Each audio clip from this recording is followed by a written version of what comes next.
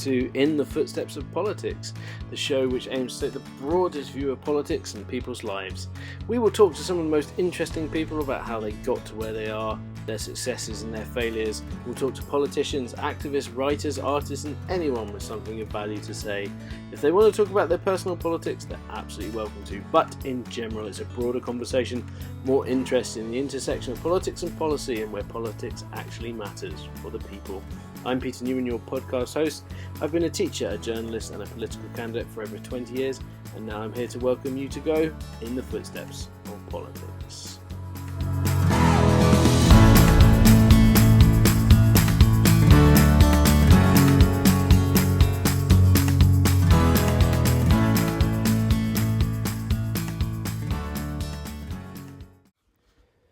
Welcome to the latest edition of In the Footsteps of Politics. Just a heads up, this latest edition is about the COVID inquiry. I'm delighted to welcome back Michael McEwen, journalist and campaigner, to talk about the COVID report and what's been going on. But I should just warn you before we get started, A, obviously we're talking about things that some people find quite upsetting, and B, we had some technical issues at the end of the recording where the internet crashed out. So Michael very kindly shared his final thoughts with me in a WhatsApp message, which I have edited in. So please enjoy the episode, and I'll speak to you soon. Welcome to another edition of In the Footsteps of Politics, where I am delighted to welcome back Michael McEwen, journalist and campaigner and all sorts of other things, who is wanting to talk about the COVID inquiry. Michael, you got in touch via the journalism WhatsApp group that we've spoken about before. And you were quite keen to do some work on the report. So why was that? What led you to your interest in that? Yeah, no, thanks for having me back on. I think this is my third time at being on the podcast. So in football terms, I've kind of scored a hat trick.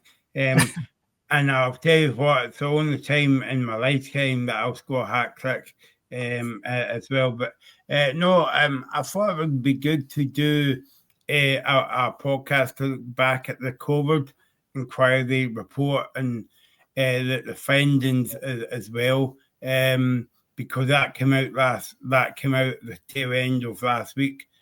So I just wanted to speak about it, but also get your feedback as well on the kind of report, and that also the time it took for the report to come out. Mm-hmm. Yeah, and the fact that this is only stage 2, so we're going to continue. There's going to be more of this to come, which is going to be quite the thing. I mean, I suppose from my point of view, the initial feedback is it's quite a dense document. So it's there's 800 pages. I'm not going to pretend I've waded my way through it. I haven't, but I certainly am quite struck by some of the lessons, and how the other thing I've been quite surprised about is how much I'd forgotten. Exactly when what was happening and all those sort of things. So that was my initial response. What was your initial response to it all? Yeah, I mean, a bit like you. I mean, I think that would maybe take like 2 weeks or 3 weeks to read over and stuff like that. And most of it's kind of like quite kind of like technical. But I suppose at the time that when the report came out, so that when they were having the hearings, and I heard about how long it was going to take. I thought that's a hell of a long time, and I know that COVID was a kind of touch wood and all that, once in a lifetime thing. But I mean, for the hearing to go on so long, and did they not come up to Scotland and Wales and Northern Ireland as well? It was a kind of I hate to say this, but it was a kind of roadshow of what happened in people's lives. And I don't know about you, but I don't think that's right, because they should hold it in one central location, whether it's London or Scotland or whatever, and just invite people there, but don't take the hearing to these people in different parts of the UK. because I feel as though it's, well, for one, it's money, but also two, maybe in my opinion, it's a waste of money. I don't know why they did that. I mean, I have suspicions for why they did the roadshow approach. I think it was so that they couldn't be accused of being London-centric, and that they were kind of showing willing. I mean, I understand your point. I don't think it matters. You know, if you're part of a four-nation union, then it makes perfect sense to. I can see sort of both sides of that argument. I don't really know what the logic of it was, whether it actually would have increased the bill mass. I mean, apparently it's a £200 million budget they're working with anyway. So, I mean, whether just actually accommodating everybody, getting them down would actually have increased that bill more, I have absolutely no idea. But yeah, I don't know. I don't know how.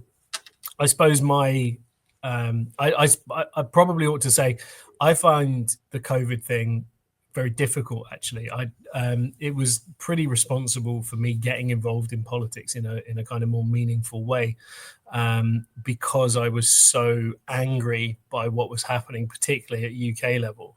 At the time, I found Boris Johnson and Dominic Cummings and all of those people just reprehensible, and the let the bodies pile high stuff I found incredibly offensive. And I think that was then I then had an uncle who was in a care home in England who died. Now he was in his 70s. He had muscular dystrophy. Like, there were reasons why COVID was going to, if he caught COVID, was going to affect him really badly.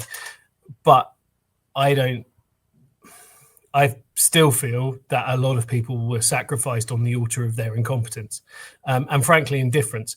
And so, like I say, one of the reasons why I ended up standing for Parliament last year was because I was still so incredibly angry about all of that. And so I feel in a way I'm a terrible person to host this because I'm not impartial about it at all. So I find it quite difficult to be objective about their abject failure. So I don't know. I think, and as you say, £200 million, it's a very, it's a large budget to be rolling about. And I suppose the big thing is, will it make any difference?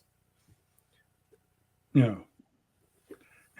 That's a short answer. Maybe not. I mean, obviously, like, the three parts to the answer that you gave me, Peter, in terms of COVID was my busiest time as a kind of journalist working for the likes of BBC and STV and all that, and I made maybe like a few documentaries. So it was COVID was personally good for me in terms of my career, if you want to call it that.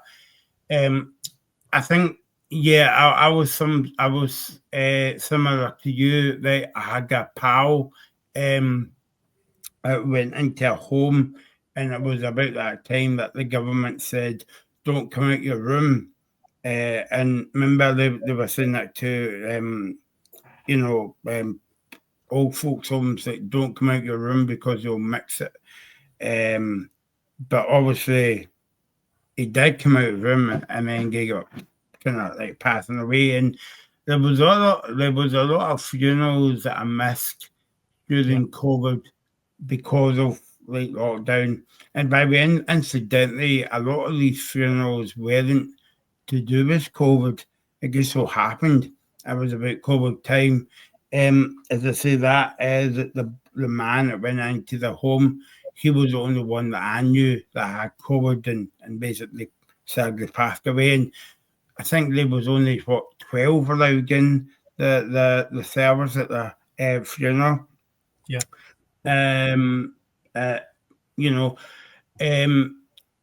Another thing as well was when I was watching the news the other night and the report came out, the opening line was, the government said they got it wrong.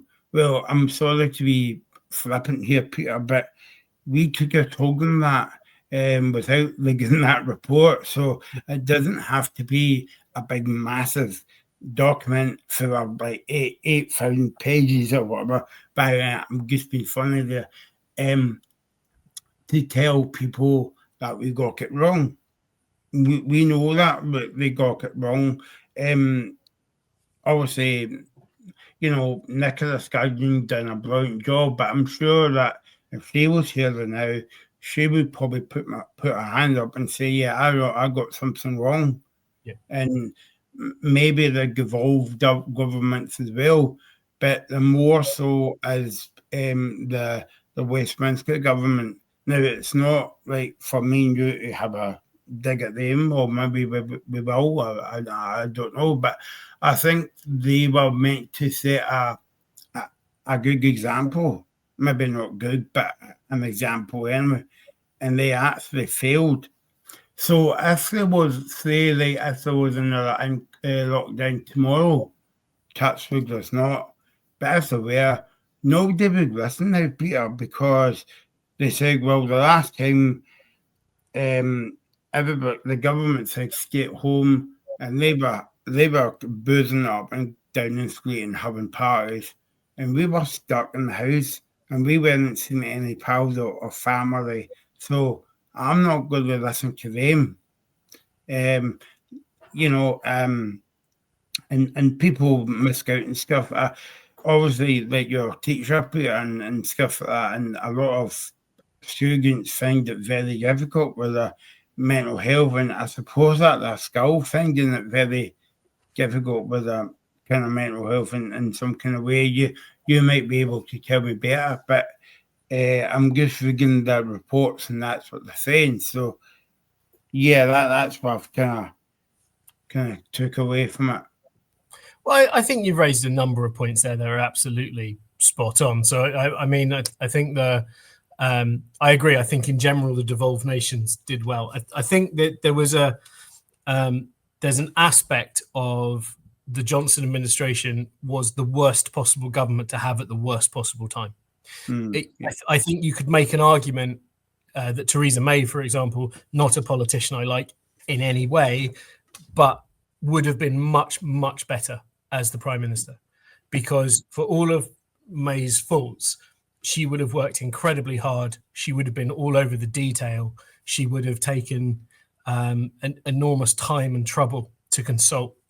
And I think one of the things that also comes out from this report is that Johnson's, exactly what you said, you don't need a report to know that it was a complete shambles. And it was a complete shambles, and it continued to be a complete shambles. And I think actually any of the prime ministers of my time, apart from Truss, would have been better than Johnson, because they at least would have worked really hard. And you can't imagine Thatcher or May or even Cameron, I don't think, like you say, drinking it up, partying, all of that stuff.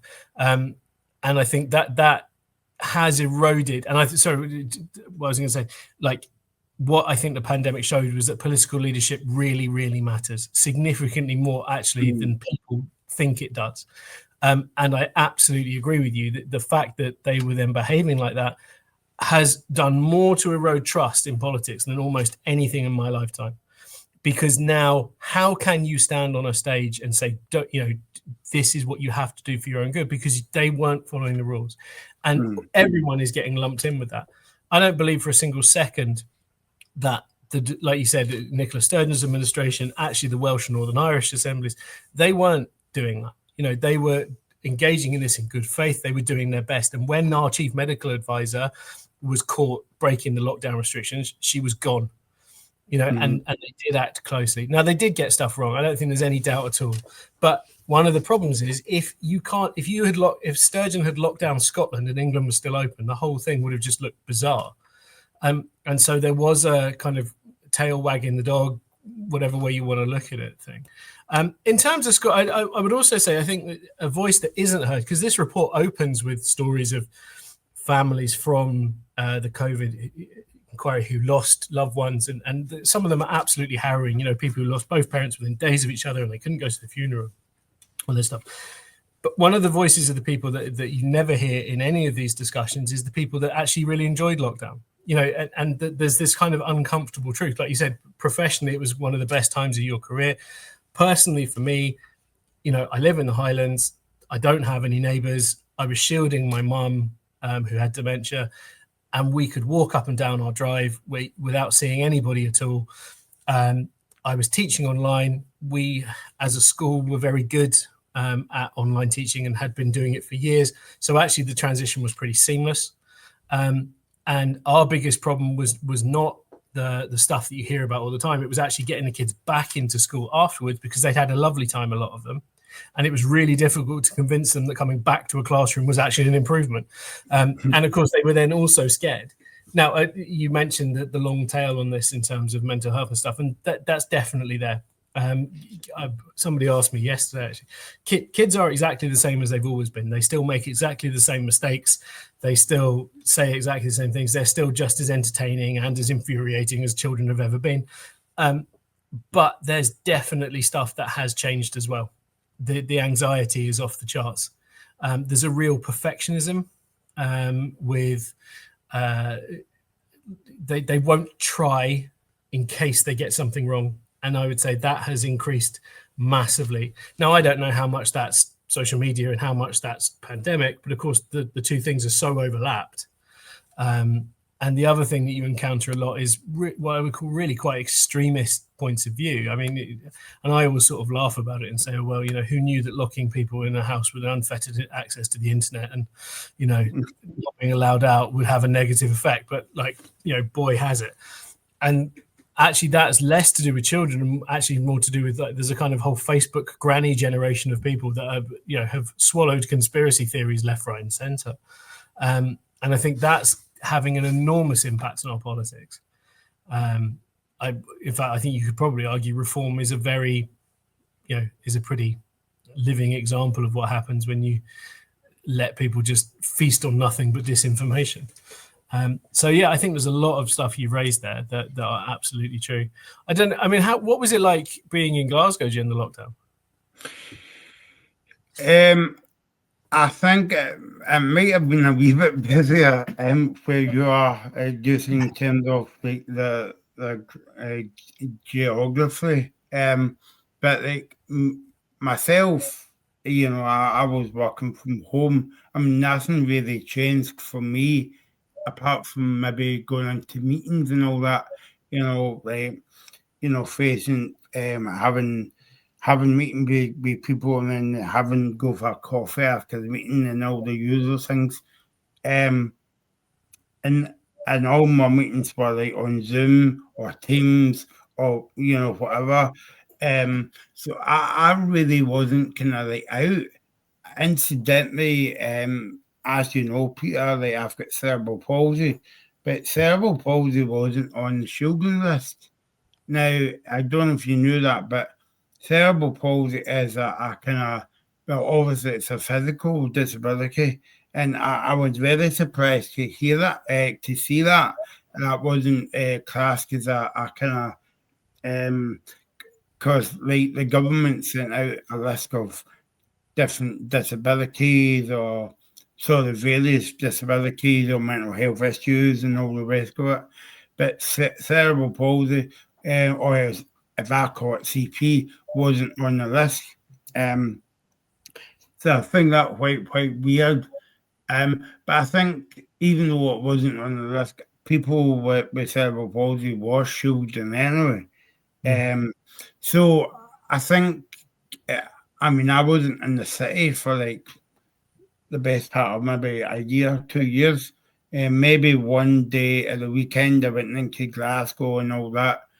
Right enough, when I went into Glasgow, it was a ghost town compared to what it was before COVID.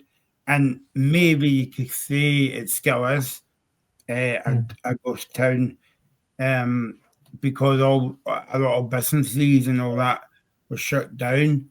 But yeah, and then I was reading, you hear a lot of these things about people with a disability prefer to be working from home because obviously they know where everything is, they know where the toilet is, they know the toilet's got to be accessible, because there's nothing worse than going out to a venue, Peter, and like there's no well, first of all, you can't get into the building, and second of all, you can't get into the toilet because it's because of the cubicle and stuff like that.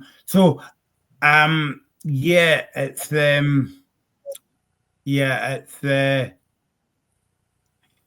it's one of these ones where we're always learning every day. But I mean, what I wanted to pick up on with you, or maybe we can come back to this, I don't know, but they were putting do not resuscitates on a lot of people's case notes without asking them permission, or and they just assumed, oh yeah, okay, yeah, there we go, without asking, me or you or whatever, if you know what I mean. And I think like that's a small difference there, about disabled people, they don't know any kind of better and all that kind of stuff. But I mean, I would argue the point that that's been the same for years, because people assume that people with disability hasn't got a voice.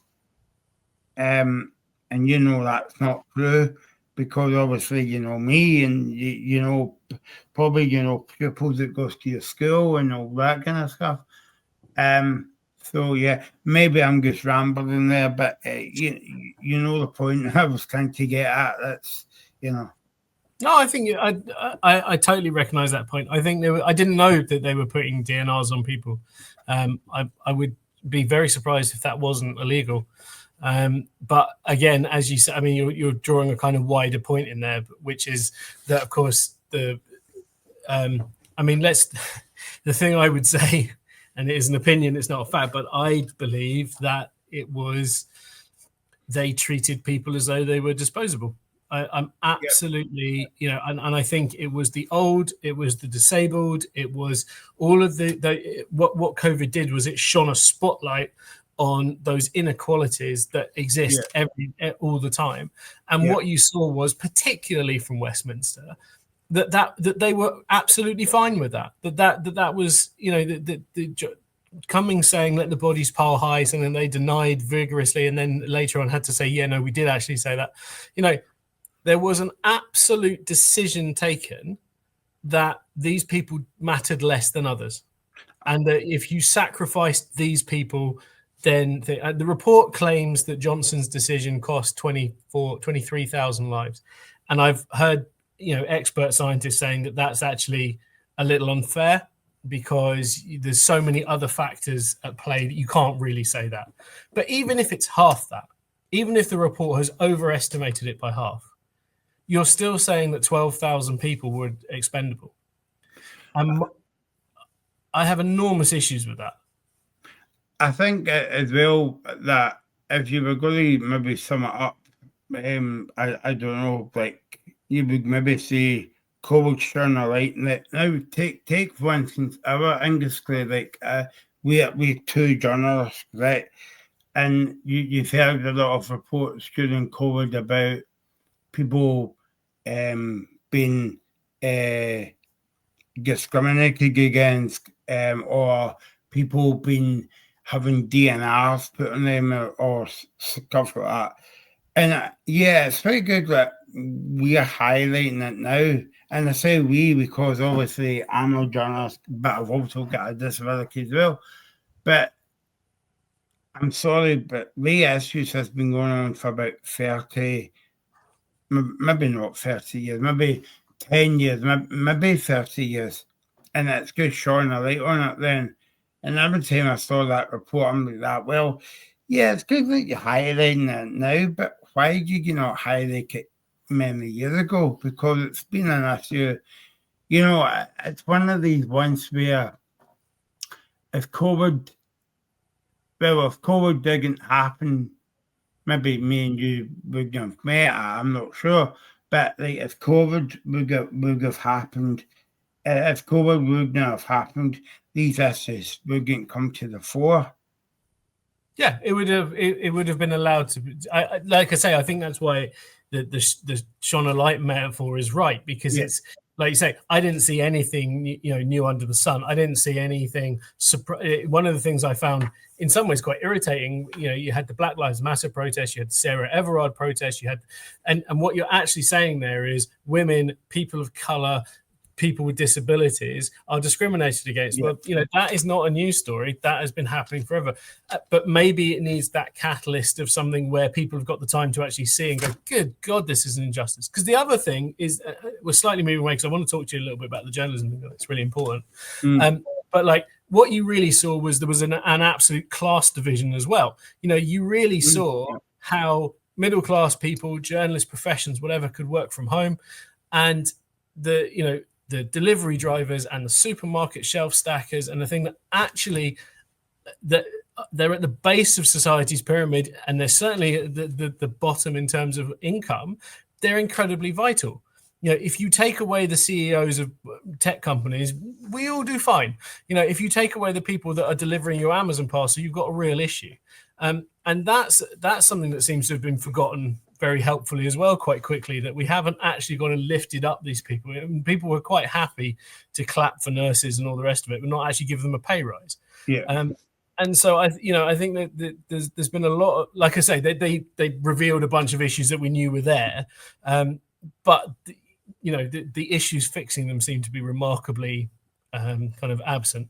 It's interesting you mentioned the journalism. I think a couple of things. It showed that there was some absolutely brilliant reporting. I mean, Pippa Creer with The Guardian, there were lots of people doing very, very good work during that, but also a complete lack of science training amongst a bunch of journalists that meant they found it really difficult to follow the details of the actual stuff. And I think that's maybe something for our industry we need to look at. As data becomes more important, so I was just going to say that, Peter, but obviously we're not going to sit here and give governments points as well. But I remember doing blogs during lockdown, and I would say that the Scottish government got it right away in terms of an interpreter being Nicola Sturgeon every day to talk about the pandemic and what it meant, because obviously the pandemic affects everybody, right? It affects disabled people, it affects coloured, black people, older people, the whole generation, right? So we all want to be kind of like included. So I think it was the Welsh government as well, I'm not sure. But and then the Westminster government carried on. But where the Westminster government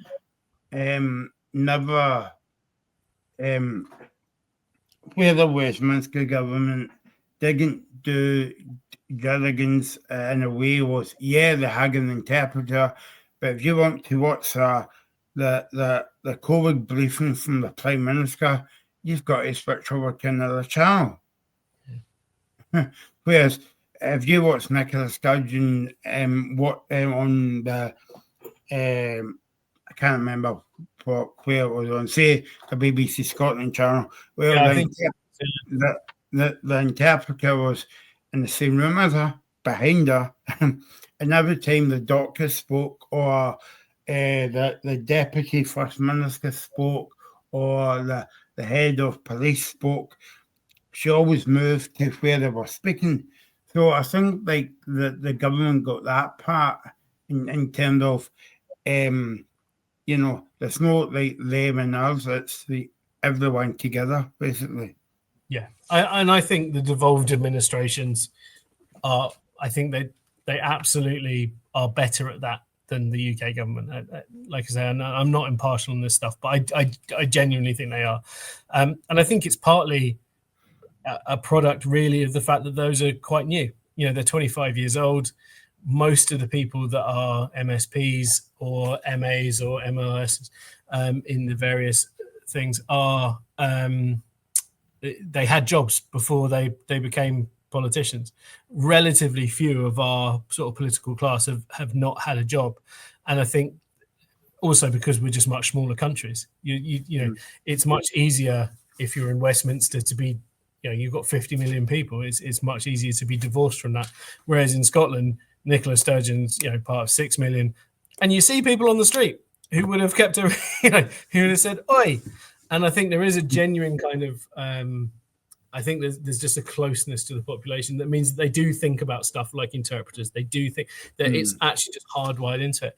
And I think, I mean, we're kind of coming to the end of the time for this, but I would say one of the things that was quite incredible was maybe the lessons we should actually be taking out of this are how quickly the population can adapt. You know, I'd never heard of Zoom before the pandemic. Yeah. Right. You know, Slack, Zoom. As a population, we kind of upskilled incredibly quickly, and in a way that I didn't actually think we would be able to do. I remember sort of being introduced to Zoom and thinking, "This is never gonna. People are never gonna be able to." And then it wasn't that long before your aunties and you know, and so I think that there's kind of, and actually also with the vaccine stuff. You know, it was going to be a couple of years before we're going to get this, and actually it was months. So my final thoughts on the inquiry was why it took a long time for them to. Obviously, I could see the point of them interviewing all the politicians and everybody involved, like the believed and all that. But I think it was too much time that they kind of like spent on it. As well, I think as well that when the first line out the inquiry was we got something wrong, and we got the government got something wrong. Well, we kind of knew that anyway. So yeah, and. But also as well, away from the inquiry, we learned a lot of good things as well, like how to network better, how to use video conference calls like Zoom or Teams even better. But that's like aside from the inquiry. So yeah, so that's my thoughts on COVID. So Goodbye. Thanks for listening to the podcast. And so that was the end of our COVID edition of In the Footsteps of Politics with Michael McEwen and myself, Peter Newman. I'm sorry that it ended so abruptly. Technology got the better of us in the end. I'm very grateful for Michael for giving his thoughts and for sending in his voice note to round off the episode. Yeah, it's an emotive subject, COVID. The inquiry has cost a lot of money and taken a lot of time, and as Michael rightly pointed out, it's questionable how much good it's actually had. Still, I look forward to you joining us next time when we go In the Footsteps of Politics. That's all we have time for this week. Thank you for listening to In the Footsteps of Politics. You can email the show, footstepsofpolitics@gmail.com, or you can find us on Facebook by searching for Footsteps of Politics. If you've enjoyed the programme, please rate, review and subscribe wherever you get your pods, and you can find us on YouTube as well. In the Footsteps of Politics was written, hosted and produced by me, Peter Newman, and the music was Joyful Footsteps by Ukrainian producer Diamond Tunes, and you can find the links to in the show notes. Have a lovely week. We'll see you next time when we go In the Footsteps of Politics. And remember, politics is decided by those who show up.